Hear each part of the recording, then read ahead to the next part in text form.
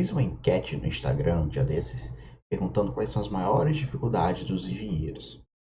E o resultado não foi nenhuma surpresa. Em primeiro lugar ficou a falta de oportunidades. Logo depois, com diferença bem pequena, a desvalorização profissional. E além de outros vários problemas como a gente tem, como não conseguir um estágio ou o próprio desemprego em si.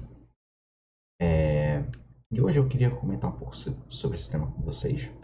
A gente ver se a gente consegue, ao final, debater algumas soluções ou pelo menos ter um esclarecimento sobre o porquê que essas são as maiores dificuldades que a gente enfrenta no dia a dia no campo de batalha.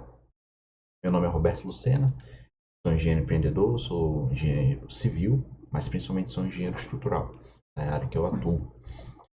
E eu queria começar para a gente ter um ponto de partida, é falar sobre a jornada do engenheiro na engenharia. Desde a faculdade até conseguir um estágio, emprego, enfim. Então, o problema ele começa enraizado desde a faculdade, ou talvez até antes de entrar nela. Porque antes de entrar nela, para muitos foi dito, pelo menos para mim foi dito, eu acredito que para muitos de vocês aí também foi dito, que bastava entrar na faculdade e estava tudo certo. Entrando na faculdade, o engenheiro conseguiria se formar e você conseguiria um emprego lá na frente. Então, antes de entrar na faculdade, existe essa mentira. Hoje em dia, eu acredito que não contem mais essa mentira com tanta frequência como contavam antigamente, mas é muito possível que você que esteja me ouvindo tenha ouvido essa mentira e talvez tenha ido para a engenharia por conta dessa mentira. Eu fui. Então, beleza. Entrando na faculdade, entramos primeira etapa, né? De fato, porque a gente está conversando aqui sobre as maiores dificuldades, que é conseguir um estágio. Aquele que entra na faculdade, consegue um estágio, consegue ser efetivado naquele estágio, ou seja, consegue ser contratado de fato pela empresa, talvez a falta de oportunidade não seja um problema que ele vai enfrentar, pelo menos não naquele momento. Talvez no futuro, talvez ali quando ele queira é, procurar outro emprego, ele tenha essa dificuldade, mas inicialmente não. E o que eu quero falar aqui é principalmente para aquelas pessoas que não conseguem um estágio, ou principalmente, que eu acho que é muitas pessoas também estão nessa situação, que até conseguem um estágio, mas não são efetivados, por, enfim, N razões. E essa pessoa que não consegue um estágio, ela vai ter uma dificuldade tremenda ao sair da faculdade. Porque qual é a lógica da empresa? E eu digo empresa, inclusive, quando nós estamos buscando profissionais, isso também se trata a minha empresa, e basicamente a todas, é a seguinte: se nós vamos contratar alguém efetivo, CLT, o que seja, precisa ser alguém com experiência.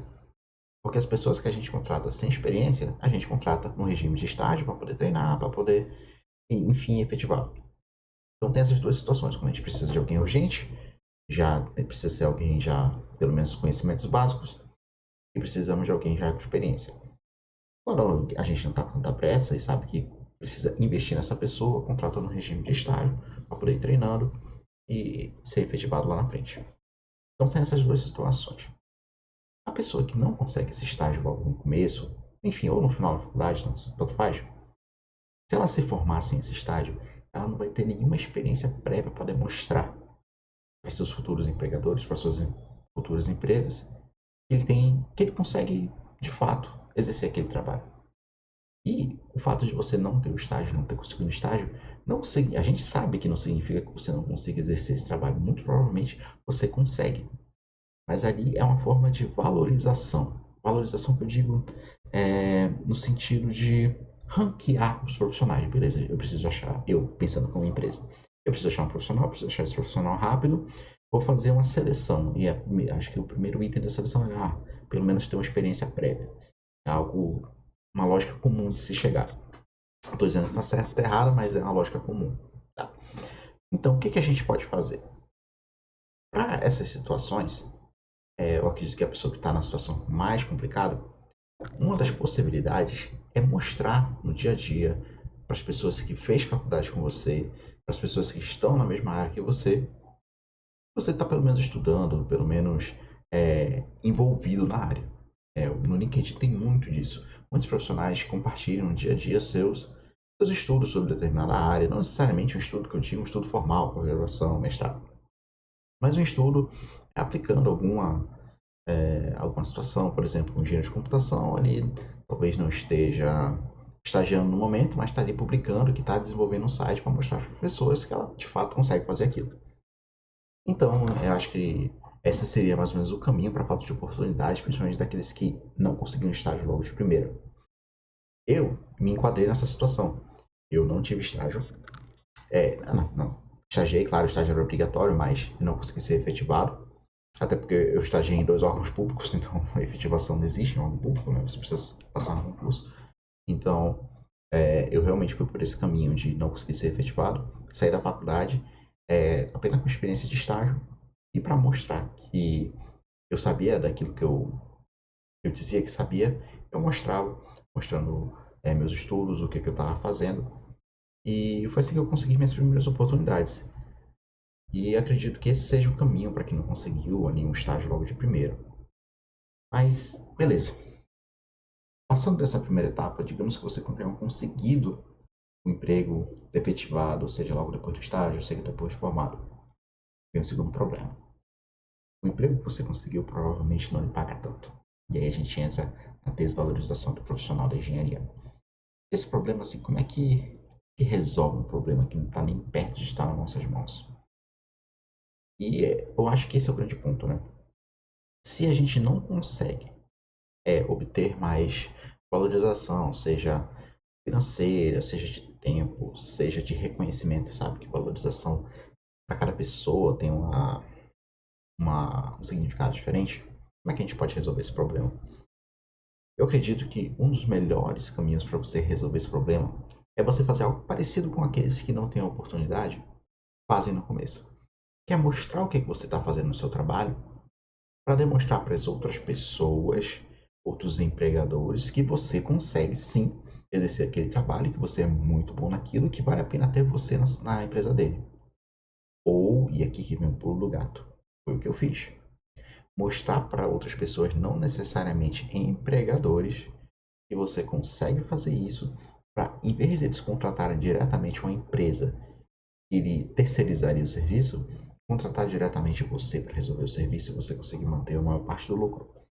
Foi isso que eu fiz. Foi mostrar para os outros que eu estava ali disponível para fazer projetos de estrutura, de casa, galpão, prédio, enfim, que eu estava atuando naquilo, que eu estava fazendo aquilo, mas em vez de ir direto, ser contratado por um escritório de engenharia, eu resolvi mostrar meu trabalho para outros possíveis potenciais clientes, mostrar para as pessoas que estavam perto de mim, para que assim eu conseguisse a oportunidade. Ou seja, você percebe que a oportunidade quer dizer que não vem diretamente de uma empresa, ela pode vir do cliente final. E não tem problema nenhum nisso, porque o que é uma empresa? Pensando de forma bem simplificada, tá? Eu vou falar. Eu, como cliente, procuro uma empresa e essa empresa vai terceirizar serviços para os seus funcionários. Digamos que um serviço seja dividido em 4 partes, a empresa pega cada um dos seus 4 funcionários e pede para cada um fazer 25% deles. Você pode fazer a mesma coisa. Por exemplo, para fazer uma casa, tu não vai ter só um profissional envolvido. O cliente que chega a mim, eu não falo, ei cliente, beleza, eu vou fazer essa parte aqui, mas tu vai procurar outras pessoas para fazer essas outras partes aqui. Eu já montei parcerias para que quando um cliente chega comigo, eu já consigo, beleza, cliente, a gente consegue resolver tudo isso, mas eu que vou fazer tudo? Claro que não. Eu vou ter parceiros que vão estar ao meu lado resolvendo outras situações que eu não sou especialista, é óbvio, ninguém é especialista em tudo. Inclusive, isso é um tema para um vídeo inteiro. Falar que um, um profissional generalista, geralmente, ele aponta para muitos lados, não consegue acertar nenhum e vai ter dificuldades. Enquanto que um profissional especialista, que é o nosso caso, consegue montar parcerias para vender um produto completo, um produto complexo, completo, mas que ele não precisa fazer sozinho, porque ele monta parcerias, ele monta ali, pode ser uma sociedade, pode ser só uma parceria mesmo, um acordo. Olha, se chegar um cliente aqui comigo, eu faço essa parte para essa e a gente divide o lucro. Pode ser dessa forma, é assim que foi feito por muitos anos, antes da gente abrir a empresa. Então, eu acredito que essa seja uma forma da gente driblar essa dificuldade e tentar evitar esses problemas. Mas beleza. E além desses dois, né, tem o grande, acho que o maior problema de todos, é quando você está desempregado, desmotivado, como é que você vai sair ali de uma situação daquela para ir voltar para o mercado? É, realmente, exige muita energia, eu não vou mentir, exige muita energia mostrar para os outros. E quando digo os outros, são os possíveis clientes e são os possíveis empregadores, que você está disponível. Demanda energia e talvez você não tenha aquela energia naquele momento. Beleza, isso é completamente natural. Mas a gente precisa dar um ponto de partida em algum ponto. Talvez ressignificar essa falta de emprego, esse desemprego, como uma oportunidade de você dar um salto. E aquilo, para a gente dar um salto, a gente precisa primeiro dar um impulso para trás, tá? Se impulsionar para frente. A gente vai um pouquinho para trás e se impulsiona para frente. Esse é um salto. E a gente tem que encarar esse período de desemprego como essa pequena ida para trás para poder se impulsionar para frente, porque tudo que eu falei aqui sobre mostrar que você está fazendo, você pode fazer enquanto você ainda está empregado. Mas é comum de nós, seres humanos, nos acomodemos na situação que a gente está e pensar, não, isso não vai acontecer comigo, eu não vou ficar desempregado, eu não vou ter esse problema. Estou estável na minha empresa, né? Estou estável aqui onde eu estou trabalhando. E acaba esquecendo de fazer esse marketing pessoal, que é meio que uma obrigação hoje em dia de um engenheiro, infelizmente. E esse marketing pessoal, mostrando ali que você está atuando, pode ser muito útil em situações que você precisa trocar de emprego por qualquer motivo, ou caso você perca seu emprego e precisa mudar de emprego. E claro, já utilizando toda essa energia que você já estava usando, porque o seguinte, se uma pessoa está desempregada, não tem oportunidade, ela vai precisar usar muita da energia dela, muito do tempo dela, tendo energia como tempo, tá? Pelo menos para essa conversa que a gente está tendo aqui. Toda a energia, todo o tempo dela para mostrar que ela está ali disponível. A pessoa que está trabalhando não tem tanto tempo assim. Então ela vai usar um pouquinho do tempo dela para mostrar que está disponível, para mostrar não que está disponível, mas que trabalha muito bem, como ela trabalha, como é bom ter ela perto resolvendo seus problemas. Então ela consegue de pouquinho em pouquinho ir montando um portfólio. Então você consegue montar um portfólio ao longo do tempo e, caso você precise trocar de emprego, pode vir a ser útil e, principalmente, um portfólio que você pode começar a mostrar para possíveis clientes. Digamos que você esteja cansado de estar dependendo de empresas, de empregadores, queira vender diretamente seus serviços junto com outras pessoas, outros parceiros, diretamente para clientes. O que você vai fazer? Você já vai pegar esse portfólio que você está montando de pouquinho em pouquinho ao longo do tempo para mostrar para os outros, e quando digo os outros, são potenciais clientes, que você está ali disponível para fazer aquele serviço. E essa é a beleza de montar esse portfólio ao longo do tempo, é que você pode se planejar para fazer aquela mudança, né, da CLT para o empreendedorismo, CLT para o CNPJ. E eu acredito que esse é o melhor caminho para aqueles que já estão empregados e quer evitar essa dificuldade. Só que muito dificilmente alguém que já está empregado vai lembrar que tem essas dificuldades. Não acontece. Nós somos seres humanos, nós nos acomodamos, isso é normal. Então, acredito que nessa jornada, faculdade, tentar conseguir um estágio, conseguir ou não um estágio, conseguir a primeira oportunidade, ficar preso numa oportunidade ruim, ou às vezes a gente troca um ruim por um menos ruim, mas não continua muito bom. Então acho que a melhor forma da gente evitar esse problema a longo prazo, porque agora a gente vai chegando, né? A gente vai envelhecendo aos poucos, e essas dificuldades não vão mudando. Na verdade, elas vão piorando. Então, para que lá na frente a gente consiga se livrar dessas dificuldades, eu acredito que o melhor caminho, aos poucos, mostrando o nosso trabalho, mostrando nossa disponibilidade. Infelizmente, é uma tendência do mercado 2024 para cima, dessa década para cima, com certeza, é a gente ter que fazer esse marketing pessoal. Isso, claro, por muitos motivos, mas principalmente porque agora existem muito mais engenheiros do que existiam antigamente. É uma clássica problema de oferta e demanda. Nada, nada novo sob o sol.